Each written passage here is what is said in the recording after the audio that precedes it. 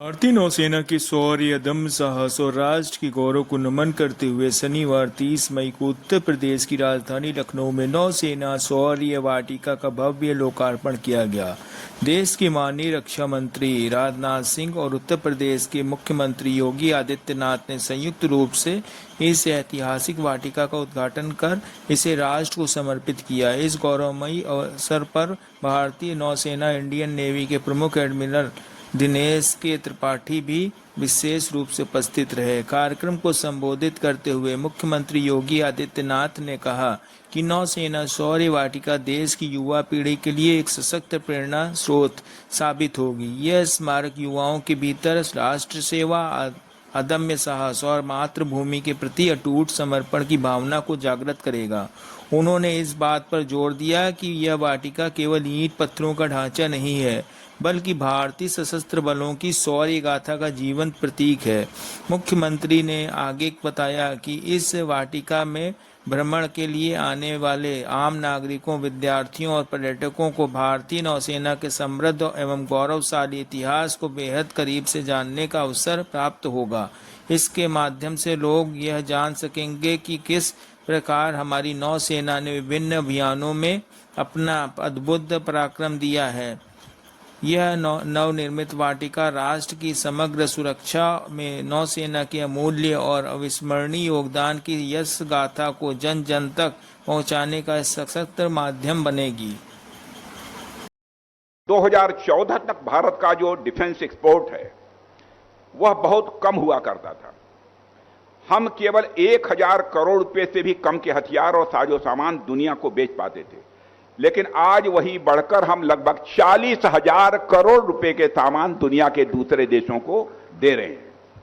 इस तरह की अनेक उपलब्धियां रक्षा क्षेत्र में हम लोगों ने हासिल की हैं। और साथियों, इस उपलब्धि में उत्तर प्रदेश का और विशेषकर लखनऊ का भी योगदान रहा है।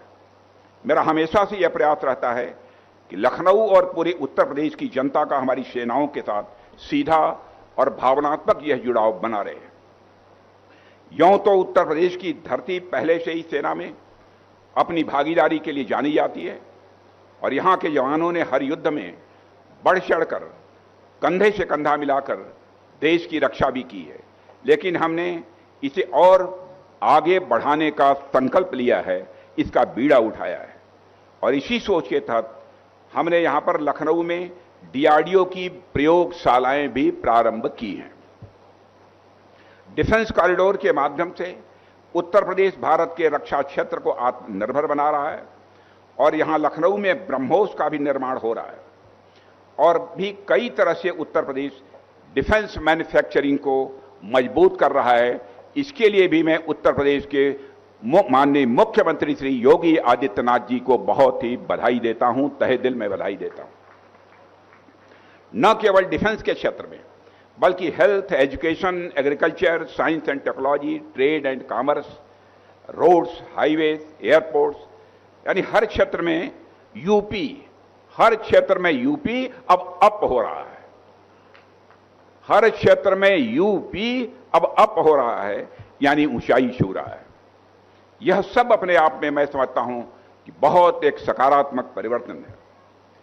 और बहनों भाइयों, मैं यह भी कहना चाहूंगा योगी जी से कि इस पार्क को और बेहतरीन बनाने के लिए जो कुछ भी आवश्यक होगा, अभी एक चीज हमारे दिमाग में आई है कि यहां पर एक बड़ी पनडुब्बी भी आनी चाहिए, क्योंकि यहां के लोगों ने पनडुब्बी शायद न देखी हो, लेकिन पनडुब्बी के अंदर जाने के लिए जिनका कमजोर घुटना होगा वह पनडुब्बी के अंदर नहीं जा सकते।